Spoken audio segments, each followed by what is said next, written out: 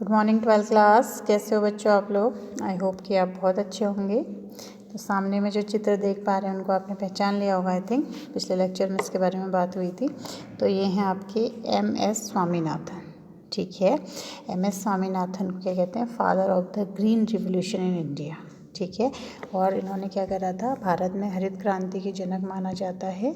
ठीक है, और ये अपने जो इनको आइडियाज़ लेकर आए थे वो मैक्सिको से लेके आए थे ई बोरोलॉग के द्वारा, जो क्या है विश्व हरित क्रांति के क्या हैं जनक हैं, नॉर्मन ई बोरोलॉग। ये देखिए इसकी चित्र प्रीवियस लेक्चर में भी दिखाया था। ये क्या है? ई बोरोलॉग, नॉर्मन बोरोलॉग हैं, जिन्होंने मैक्सिको में क्या करा था, वहाँ पर भी हमारे देश की जैसी स्थिति थी, खाद्यान्न की कमी थी, तो इन्होंने वहाँ पर क्या कर रहे थे, गेहूं की जो बोनी किस्मों का इन्होंने विकास किया, और वहाँ पर जो खाद्यान्न में थे उन्होंने क्या करे, बहुत बड़ा परिवर्तन किया, तो वहाँ खाद्यान्न की कमी दूर होगी। इसी थॉट को लेकर स्वामीनाथन, इन्हीं से इंस्पायर होकर इन्होंने क्या करा, MS स्वामीनाथन ने इंडिया में बोनी किस्मों को लगाया। ठीक है, धान की, गेहूँ की, मक्का की, तो ये सब चीज़ों के तब यहाँ पर क्या हुआ, खाद्यान्नों से अब जो हमारा देश है वो क्या है, परिपूर्ण है। किसकी वजह से? MS स्वामीनाथन का जो ग्रीन हरित क्रांति थी उसकी वजह से। ठीक है, तो आज इसमें आगे हम पढ़ते हैं प्लांट ब्रीडिंग।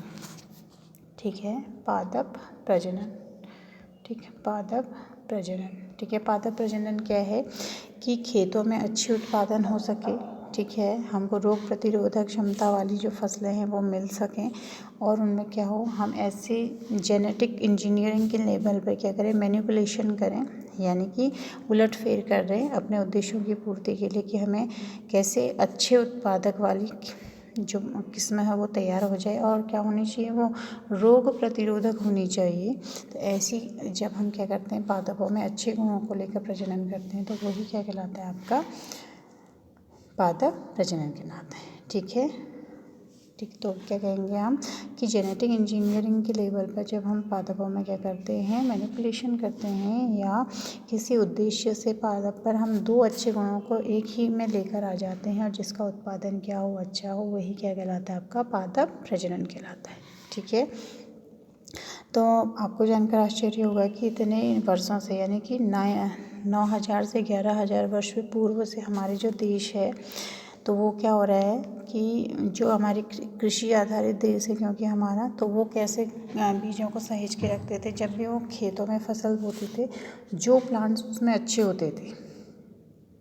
देखिए लिखा है, पादप प्रजनन अनुप्रयोज्य वनस्पति विज्ञान की बहुत शाखा है, जिसमें फसलों को क्या करा जाता है, सुधारा जाता है, और ये मानव सभ्यता के 9 से 11,000 वर्ष पुरानी, यानी कि जब भी कोई फसल बोई जाती थी, मुझे लगता है आज भी ये चीज़ें क्या हैं, गाँव में हमारे जीवित हैं। वो नई चीज़ों को बोने से क्या करते हैं, डरते हैं। अपना ही जब वो खेत में गेहूँ चावल उगाते हैं, तो उसमें जो अच्छे प्लांट्स होते हैं उनको सजो के रख देते हैं। ठीक है, जो सबसे अच्छे होंगे उनको बीज के रूप में रख देते हैं, फिर बाद अगले वर्ष बोते हैं, फिर उसमें जो अच्छा होता है उनको बीज में रखते हैं। इस तरीके से क्या होता है कि जो वांछित गुण हैं उसके फसल के, वो क्या होते हैं, बने रहते हैं, और वो क्या होते हैं, शुद्ध रूप में आ जाते हैं। ठीक है, तो ये क्या है, परंपरागत कृषि का एक तरीका है। लेकिन आजकल हमने, अब शुरू में जब हमने चैप्टर की शुरुआत करी थी, तो हमने आपको बताया था, क्योंकि विश्व की जनसंख्या क्या है, धीरे धीरे बढ़ती ही जा रही है। ठीक है, चीन और भारत की तो ऑलरेडी बढ़ी हुई है, तो विश्व की जनसंख्या में खाद्य की पूर्ति के लिए हम क्या चाह रहे हैं कि कम से कम जगह पर क्या हो, अधिक उत्पादन हो। ठीक है, तो इस तरीके से हम क्या कर रहे हैं कि पादप प्रजनन है वो क्या हो सके, जो हमारे जितने भी खाद्यान्न हैं वो क्या होंगे, कम समय में और कम जगहों पर अत्यधिक उत्पादन दे सकें। ऐसे बीजों के निर्माण को हम क्या कह रहे हैं, खाद्य उत्पादन में वृद्धि की कार्यनीति के अंतर्गत हमने इनको क्या किया, शामिल किया गया। ठीक है, तो हम इसमें देखते हैं कि इसके पादप प्रजनन के क्या उद्देश्य हैं। ठीक है, पादप प्रजनन के उद्देश्य क्या हैं? देखिए, पहले तो क्या है, उच्च उत्पादकता, यानी कि हमको क्या चाहिए, अपनी पॉपुलेशन का पेट भरने के लिए, खाद्यान्न में हमको संपन्न होने के लिए क्या चाहिए कि हमको ऐसे बीजों की आवश्यकता है, या ऐसे पादप प्रजनन की आवश्यकता है कि जिससे हम नए बीजों को तैयार करें, जिसमें क्या हो, उच्च उत्पादकता, हाई यील्डिंग हो। ठीक है, पहला उद्देश्य ये हो गया हमारा, उच्च उत्पादकता हमारा मोटो है। ठीक है, दूसरा क्या है, बेहतर गुणवत्ता होनी चाहिए चाहिए, यानी कि ऐसे फसल तो हम क्या करें उगाएं, लेकिन वो क्या हो गया उसका पोषण मान भी अच्छा हो, उसमें सारे जो भी हम क्वालिटी चाह रहे हैं वो क्या हो जाए, आ जाए।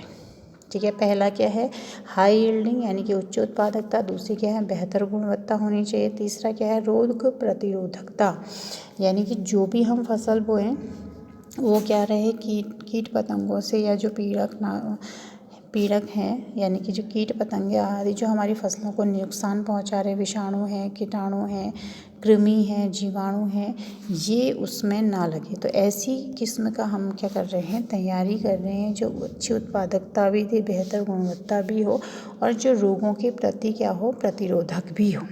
ठीक है, नेक्स्ट है इसमें फोर्थ, पर्यावरणीय तनाव दवाओं के प्रति सहनशील भी हो। जैसे कि अगर हम उसको क्या बोएं, क्योंकि दिन प्रतिदिन आप देख रहे हैं कि खेतों का जो आकार है वो छोटा होता जा रहा है, तो लवणीय हो, चाहे अत्यधिक ताप वाली जगह हो, सूखा हो, ठीक है, तो हर जगह पर वो क्या कर सके, उग सके, ऐसी किस्म का हम क्या कर रहे हैं, उसको मतलब डेवलप करना चाह रहे हैं। ठीक है, जैसे आपने रिसेंटली सुना होगा चाइना में, वहाँ पे क्या है, जो वहाँ पे का राजस्थान जैसा एरिया है, मतलब सूखा एरिया है, वहाँ पर उन्होंने ऐसी धान की किस्म बोई है जिसमें कि कम से कम जल लगे। ठीक है, आपको पता होगा कि धान की किस्म में जो होती है वो क्या होती है, बरसात के मौसम में धान को लगाया जाता है और उसमें ज़्यादा से ज़्यादा पानी की आवश्यकता होती है। लेकिन यहाँ पे इन्होंने क्या किया है, ऐसे सूखे क्षेत्र में धान की ऐसी किस्म का तैयार किया है जहाँ पर कम से कम पानी में धान अच्छे से अच्छा हो सके। ठीक है, तो यही सारे गुणों को हम भी क्या करना चाह रहे हैं,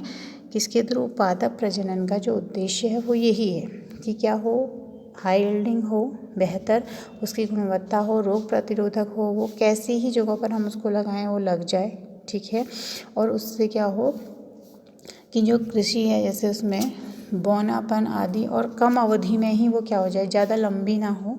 ठीक है, अगर ज़्यादा लंबे पेड़ होते हैं तो क्या होगा, बरसात में या अन्य वजह से वो टूट जाते हैं, तो वो छोटी हाइट का हो।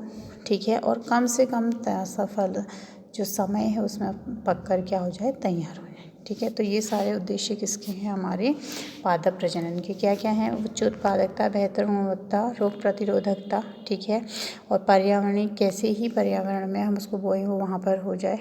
ठीक है, और कम से कम समय में हो जाए। ठीक है, तो इसके लिए क्या है कि पादप प्रजनन के जो चरण हैं, स्टेप ऑफ प्लांट ब्रीडिंग, उसमें क्या क्या स्टेप होंगे उनको हम देखते हैं। ठीक है, पहला है इसमें विभिन्नताओं का संग्रहण, दूसरा है जनकों का चयन व मूल्यांकन, तीसरा है चयनित जननों के बीच संकरण, फिर श्रेष्ठ पुनर्योगज का चयन और फिर उनका क्या करना, परीक्षण करना और फिर ऐसे बीजों को मार्केट में लाना। ठीक है, एक एक करके देखते हैं। तो पहला क्या है, विभिन्नताओं का संग्रहण करना। ठीक है, विभिन्नताएं क्या हुई हैं, अब देखिए, एक ही स्पीसीज़ में, जैसे आजकल आम का सीज़न है ना, आपने देखा होगा मैंगो की बहुत सारी वेराइटीज़ हैं, दशहरा है, लंगड़ा है, ठीक है, आम्रपाली है, बहुत सारी वैरायटीज़ हैं। तो उनकी बहुत सारी वैरायटीज़ में हमको कुछ ऐसी वैरायटीज़ चुनना जो कि क्या हो, जैसे फसल, ऐसी कोई गेहूं की किस्म जो है क्या है, फसल तो अच्छा देती है, उत्पादन अच्छा देती है, लेकिन रोगों के प्रति प्रतिरोधक नहीं है, लेकिन उसकी ही एक जंगली किस्म है, ठीक है, जो जंगल में उगती है। ठीक है, तो वो क्या है, उसका उत्पादन तो अच्छा नहीं है, लेकिन वो रोगों के प्रति क्या है, प्रतिरोधक। तो ऐसे गुणों को हम क्या लेंगे, संग्रहण कर लेंगे। समझ रहे हैं ना बात को, तो ऐसे गुणों को हम क्या कर लेते हैं, संग्रहण कर लेते हैं, तो हम उसको क्या करेंगे, आगे जाके ट्रांसफ़र करने में हम उसको क्या होगा, आसानी हो। ठीक है, तो पहले हम क्या करेंगे, विभिन्नताओं का संग्रहण करेंगे, ताकि हम जो कैरेक्टर हम चाह रहे हैं वो पहले हमें मिले तो सही। अगर हमारे पास कैरेक्टर ही नहीं होंगे तो हम मैनिपुलेट किसको करेंगे। ठीक है, आपस में किसको मिलाएंगे या अच्छी क्वालिटी कैसे उत्पन्न करेंगे। दूसरा है जनकों के मूल्यांकन व चयन। तो जनकों के मूल्यांकन में क्या है कि जैसे अभी हमने बात करी कि गेहूँ की अच्छी उत्पादन की किस्म तो है, लेकिन रोगों के प्रति प्रतिरोधक नहीं है। दूसरी क्या थी, जंगली किस्म की प्रतिरोधक तो थी, उत्पादन अच्छा नहीं है। तो ऐसे ही हमने उनका क्या करना है, क्रॉस कराकर उनको ऐसी दोनों को मिलाकर तीसरी नस्ल क्या करनी है, तैयार करनी है, जो क्या हो जाए, रोगों के प्रति प्रतिरोधक भी हो जाए और अच्छा भी वो क्या दे, रिजल्ट दे। फिर हम उसका क्या करेंगे, सिलेक्शन करेंगे। ठीक है, फिर जो नेक्स्ट स्टेप होगा उसका क्या करेंगे, उनके बीच हम क्या करेंगे, बार बार क्या करेंगे, संकरण कराएंगे, जिससे कि पता चले कि ये लक्षण इसमें आए हैं या नहीं आए। ठीक है। तो उसको शुद्ध रूप में हम क्या करेंगे, लेके आएंगे। फिर श्रेष्ठ पुनर्योगज का चयन तथा परीक्षण, यानी कि अब हम यहाँ पर क्या कर रहे हैं, जेनेटिक इंजीनियरिंग के द्वारा हम ऐसे गुणों को उसके अंदर ट्रांसफ़र कर रहे हैं, क्योंकि अगर हम बार बार फसलों के भी संकरण कराते हैं तो क्या होगा, जैसे आपने मिनरल लॉ में पढ़ा है ना, प्रभावी और प्रभावी गुण क्या होते हैं, हर पीढ़ी में आते जाते रहते हैं। तो यहाँ पर हम क्या कर रहे हैं उससे कि रिकॉम्बिनेंट कर दे रहे हैं, यानी कि बायोटेक्नोलॉजी की मदद से। आगे नेक्स्ट चैप्टर में बायोटेक्नोलॉजी के बारे में पढ़ेंगे, अब तब आपको ज़्यादा समझ आएगा। तो उसके डीएनए के लेवल पर हम क्या कर रहे हैं, उलटफेर कर दे रहे हैं, और जिससे हम एक परमानेंट बीज हम क्या कर रहे हैं, प्राप्त कर ले रहे हैं। ठीक है। फिर हम क्या कर रहे हैं, उसका परीक्षण कर रहे हैं। ठीक है। जैसे आपने देखा होगा पंतनगर विश्वविद्यालय है, ठीक है, तो वहाँ पर क्या होता है कि ऐसी ही किस्मों के बीजों को तैयार किया जाता है, और वहाँ पे बहुत हेक्टेयर में ज़मीन होती है, पहले उनको बोया जाता है, देखा जाता है कि उत्पादन कैसा हो रहा है, कैसी जगह पर ये ग्रो कर सकती हैं। तो ये सारी चीज़ों के परीक्षण के बाद ही वो क्या होती है, किसानों तक लेके जाई जाती है। ठीक है। तभी वो क्या होती है, मार्केट में किसानों के लिए वो बीज अवेलेबल होते हैं। ठीक है बच्चों, तो ये क्या हो गया आपका प्लांट ब्रीडिंग। ठीक है, समझ गए। अब क्या हो रहा है, जो हरित क्रांति है उसके बारे में आपने पढ़ा था, तो खाद्यान्नों से रिलेटेड जो क्रांति होती है उसको हम हरित क्रांति कहते हैं। दूध से रिलेटेड, यानी कि दूध के उत्पादन को बढ़ाने के लिए कौन सी क्रांति थी, श्वेत क्रांति। जल कृषि या मछली से संबंधित नीली क्रांति। फिर क्या था, तिलहनों से, यानी कि जिनसे तेल वगैरह बनते हैं उनको पीली क्रांति कहते हैं, और जो अंडे का उत्पादन और मांस का उत्पादन को सिल्वर क्रांति कहते हैं। ठीक है, तो आज के लिए इतना ही। नेक्स्ट लेक्चर में फिर हम आगे बात करेंगे। Thank you.